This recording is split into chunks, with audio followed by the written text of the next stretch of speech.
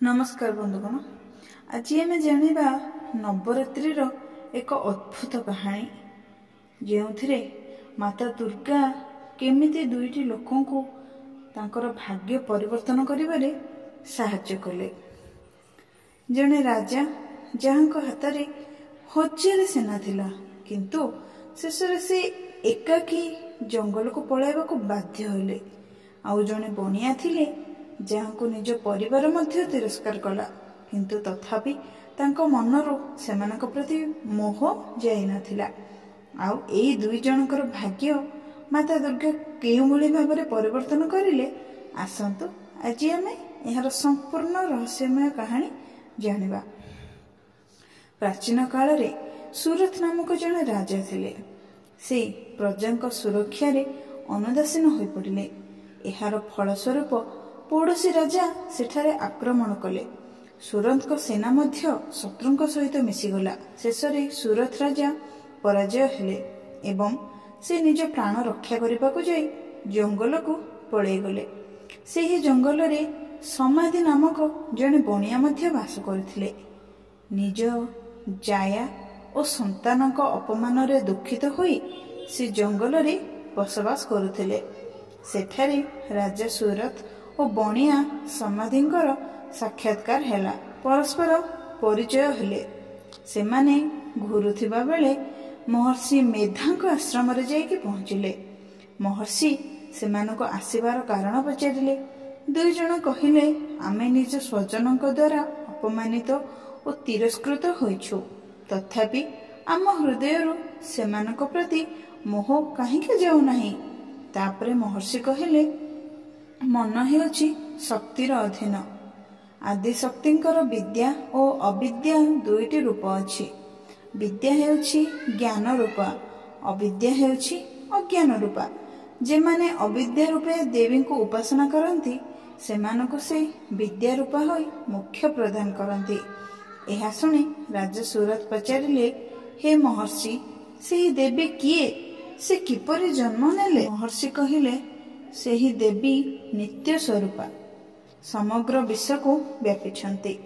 से विषय रे ध्यान पूर्वक सुन। कल्पांतरे भगवान विष्णु क्षीरसागर रे शेष नाग उपरे शयन करिथिले। सेतेबेले तांकर कानरू मधु और कैटभ नामक दुई जण दानव जन्म हेले। सेमाने विष्णुंक नाभि कमलरू जन्मित ब्रह्मा को मारिबाकू धाइले।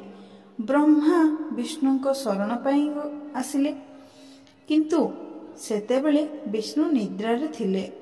तेणु ब्रह्मा विष्णुंक नयन रे वास करुथुबा जोगनिद्रा देवी को स्तुति कले। स्तुति रे प्रसन्न हुई तम गुणाधिष्ठात्री देवी विष्णुंक नयन, नासा, मुख और हृदय बाहरी ब्रह्मांक सम्मुख रे प्रकटित हेले। जोगनिद्रा बाहरिबा सहित विष्णु मध्य जागी उठिले। विष्णु से दानव मानक मध्य 5000 वर्ष पर्यंत युद्ध हैला। शेषरे मधु और कैटभ विष्णुक हस्तरे बध हेले। एबे महर्षि कहिले, ब्रह्मांक स्तुतिरु प्रकटित महामाया देवींक प्रभाव और वीरता कहुछि सुन। थरे इंद्रदेव और दैत्यराज महिषासुर मध्यरे बहु वर्ष धरी भयानक युद्ध हैला। सेथिरे इंद्रंक पराजय हैला और महिषासुर इंद्रलोकर स्वामी हैला। तापरे समस्त देवता ब्रह्मांक नेतृत्व रे विष्णु और शिवंक शरण को गले। सेमानक कथा सुनी विष्णु और शिव मध्य क्रोधित हेले। तापरे विष्णुंक मुख ब्रह्मा, शिव, इंद्रादि देवतांक शरीररू तेजपुंज प्रकाशित हेला। सेही तेजपुंजरू देवींक प्रकट हेला। देवी समस्त देवतांक हस्तरू अस्त्र, शस्त्र और शक्ति प्राप्त करी उच्च स्वर रे अट्टहास कले। सेही स्वरे तीन लोकरे कंपन होई उठिला। महिषासुर सेना सहित आक्रमण करिबाकू लागिला, किंतु देवींक सम्मुखरे तार कौनसी चाल सफल होई परला नहीं। शेषरे से देवींक हस्तरे बद्ध हैला। ପରେ ସେହି ଦେବୀ ଶୁମ୍ଭ ଓ ନିଶୁମ୍ଭ ଦାନବଙ୍କୁ ବଧ କରିବା ପାଇଁ ଗୌରୀ ଦେବୀ ରୂପେ ଅବତାର ନେଲେ। ଏହି ସମସ୍ତ କଥା କହି ମହର୍ଷି ମେଧା ସୁରଥ ଓ ସମାଧିଙ୍କୁ ଦେବୀ ସ୍ତୋତ୍ର ଓ ଉପାସନାର ବିଧି ସମ୍ପୂର୍ଣ୍ଣ ଭାବରେ ବୁଝାଇଲେ। ରାଜା ଓ ବଣିଆ ନଦୀ କୂଳରେ ବସି 3 ବର୍ଷ ଧରି ଘୋର ତପସ୍ୟା କଲେ। ସେମାନଙ୍କ ତପସ୍ୟାରେ ପ୍ରକଟ ହୋଇ ଦେବୀ ସେମାନଙ୍କୁ ଆଶୀର୍ବାଦ ଦେଲେ। ଏହା ଫଳରେ ବଣିଆ ସମାଧି ସଂସାର ମୋହରୁ ମୁକ୍ତ ହୋଇ ଆତ୍ମଚିନ୍ତନରେ ଲୀନ ହେଲେ। ରାଜା ସୁରଥ ତାଙ୍କ ଶତ୍ରୁଙ୍କୁ ପୁଣି ଥରେ ଆକ୍ରମଣ କରି ବିଜୟ ପ୍ରାପ୍ତ କରି ନିଜର ପୂର୍ବବତ୍ ରାଜ୍ୟ ଓ ସମ୍ମାନ ପୁଣି ଫେରି ପାଇଲେ। ତ ସାଙ୍ଗମାନେ, ଏହା ହେଲା ଆଜିର ଅଦ୍ଭୁତ ପୌରାଣିକ କାହାଣୀ।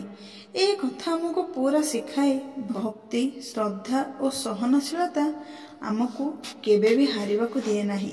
ଆପଣମାନଙ୍କୁ ଯଦି ଏହି ଛୋଟିଆ କାହାଣୀଟିଏ ଭଲ ଲାଗିଥାଏ ତାହେଲେ ଗୋଟେ ଲାଇକ୍ କରନ୍ତୁ ଏବଂ ସାଙ୍ଗମାନଙ୍କ ସହ ସେୟାର କରନ୍ତୁ ଏବଂ ଆଗକୁ ଏମିତି ନୂଆ ନୂଆ ପୌରାଣିକ କାହାଣୀ ସବୁ ଦେଖିବା ପାଇଁ ଆମ ଚ୍ୟାନେଲକୁ ନିହାତି ସବସ୍କ୍ରାଇବ୍ କରନ୍ତୁ। ରହୁଛି, ପୁଣି ଦେଖା ହେବ ଆଉ ଏକ ଭିଡ଼ିଓ ସହିତ। ଜୟ ଜଗନ୍ନାଥ, ଜୟ ମା ଦୁର୍ଗା।